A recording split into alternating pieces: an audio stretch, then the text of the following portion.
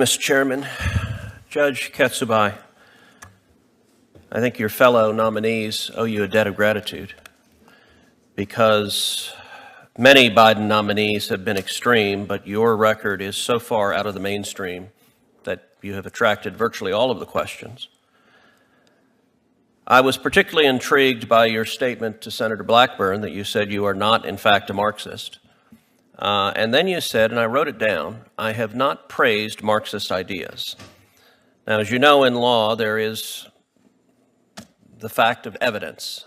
And so let's go to something you wrote, an article that is entitled Centralized Property Theory, in which you wrote, it begins, it's on the front page of your law school newspaper, you write, quote, intimate knowing, the lovers kissed, familiar and ever exciting, passionate transcendence, beyond the physical exhilaration lies a burning light in our limbs, our hearts, floating, flying, falling in every direction, amorphous and wonderful, time-stretching, space-curving, exquisitely explosive eros, and yet I timidly tremble every time. Now, somehow this is about property, which is not immediately evident as to why, but later in the article you write, you say, property is not simply a relationship between an owner and an object of ownership. Property is primarily a complex relationship between people and secondarily regards the objects people exploit. Historically, three paradigms have dominated European notions of property. Locke appealed to the notion that labor points to who has the right to exploit property. Bentham relied on utility to dictate who has rights based on how the property is exploited. And Marx was plainly disgusted with the alienation that property imposed and its establishment of an us and them and haves and have-nots. Each theory alone denies important components of human experience. Among them are the ability to work, the need for personal privacy and boundaries, and uniquely diverse desires which spin us all in differing life directions. However, the process towards integrating all three may provide a framework for relationships that enhances each unique self. The aspiration towards intimate knowing, the intimate knowing of oneself and others, is a creative struggle towards redefining property. What the hell does that mean? Senator, when I was preparing and reviewing my materials for this hearing and for the process, I also have to admit that that writing was far from clear or articulate, and the poetry was definitely not good. Now, Senator, I don't make... Do you believe we need to have a creative struggle towards redefining property, which is what you were advocating for? That was something that I wrote 30 years ago, Senator, and in the course of just exploring law school and the ideas that came with... Okay, so your flirtations with Marxism were 30 years ago, so let's go more recent. In 2020, you gave a speech entitled Reflections on Equity and Privilege, and you said, quote, first, the world is wide enough for all of us. Privilege derives its power from the belief in scarcity, scarcity of money, natural resources, food, and power itself. The desire to control it all drives privilege. I want to suggest to you that equity, the idea of equity, rejects this model of scarcity. Now, that's Marxism in 2020.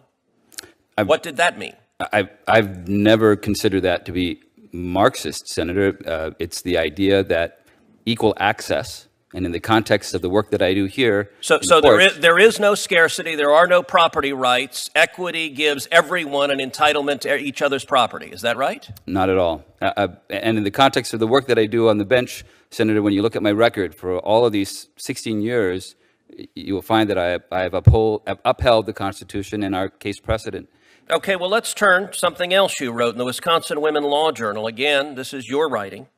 The name of the article is Destabilizing Power and Rape, Why Consent Theory and Rape Law Has Turned on Its Head. You cited Professor Catherine McKinnon, who argued, quote, sexuality itself is a power web in which heterosexual relations per se are infused with violence and control, and, quote, most intercourse is rape. Now, her views are extreme, and yet, and when Senator Blackburn asked you about them, here at the hearing, when you want to be confirmed, you try to distance yourself from them. But here's what you wrote in the article. You embrace those views. You wrote, quote, I employ the view that rape is sex in order to focus on the significance of consent and rape law. The Sex Act is a violation per se without consent. In order to properly align the consent doctrine in rape law with consent in other areas of law, non-consent must be presumed. Do you believe that is a mainstream view, that heterosexual sex is rape? Senator, in that article, I was exploring different ideas and theories, and I was employing the hypothetical that you've just described to try to tease out a particular issue with respect to consent. With respect to your last question... So you also quoted Professor McKinnon, who wrote, quote, "Sexuality is to feminism what work is to Marxism." Let me ask you again, what does that mean? Senator, I was summarizing different theories that people were presenting, so that way I could explain them and then employ an analysis with respect to the issue of what consent was in the context of sexual assault back in 30 years ago.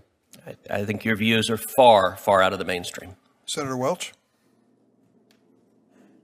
Thank you very much. I'm going to ask Judge Park. I'm a public defender. I think I'm the only one in the Senate, and I've been delighted at the number of public defenders who've been nominated. And our Constitution, of course, provides for the right of a zealous advocate for everyone charged with a crime, because it is about the process, not the individual. I just want to ask you if you agree, and I'm sure you do, about the necessity for zealous advocacy from the defense as well as from the prosecutors, and if so, why? It is necessary in order to have a fair and just... Is your microphone on? It's necessary in order to have a fair and just criminal system, that there be zealous representation on both sides of the aisle. Not only does our Constitution require it, but the case law requires it. It requires that federal public defenders be effective. Right, and that's the 1938 Supreme Court case, Johnson v. Zerbst, and the 1963 Supreme Court case, Gideon v. Wainwright, held that the Constitution requires appointment of counsel. Can you tell me whether, in your experience, we're living up to meeting that constitutional requirement? The Federal Public Defender's Office that I worked at certainly did. There was time when I was there, the Federal Public Defender made sure to train the attorneys to be able to do our job and to do it zealously within the bounds of the law. And at that office, when I was there, I also participated in training other attorneys to do just that. That's great. And my understanding, according to statistics, that 9 out of 10 defendants in federal court, U.S. District Court, have appointed counsel. I would believe that number may be accurate, yes. Well, that's why I'm definitely hoping, as I've said before, that we maintain the budget. We don't cut it for the federal defenders. Thank you. Thank you. Judge Kusaba, you know, my colleagues on the Republican side are asking us about some of your writing and what you mean, and whether it's clear or it isn't, whether it's prose or poetry. But I have a lot of respect for the academic inquiry into issues like what is property, how does it affect relationships. That's a normal area of legal inquiry, is it not? Whether people agree or not with what a particular writer says. Senator Welch, I agree. In order for me to love the law and love our country, looking at things in a critical way just simply substantiates why our country and our democracy is as great as it is. Right. But then when you are in your role as an academic where it's open inquiry, which is different than your role as a judge, which is confined by the boundaries of the law, and I heard in one of your earlier answers your description of the process you go through, reading the briefs, testing them, and the hypothesis. Can you just explain that and what you would be doing in your role as a judge as opposed to in your role as a, I would say, academic? It is a profound obligation and duty to uphold the rule of law and stop. And in the course of the work that I do, under the oath that I've taken as a magistrate judge in the District of Oregon, is to rigorously evaluate the law. If it's a jury trial, ensure that the rules of evidence are applied so the record can be complete and without question, and then to apply those facts to the law as necessary. Thank you. And, you know, the question of diversity came up, and every one of you answered that you're in favor of diversity. But I know among some of my colleagues, there's apprehension that diversity means special treatment. And I just want each of you to have an opportunity to say that, to indicate whether, if you have a defendant, diversity is going to determine or affect your decision about what the law says or requires. Any, yeah. No. No, Senator. No, Senator. No, Senator. Okay. No, Senator. All right. Thank you very much.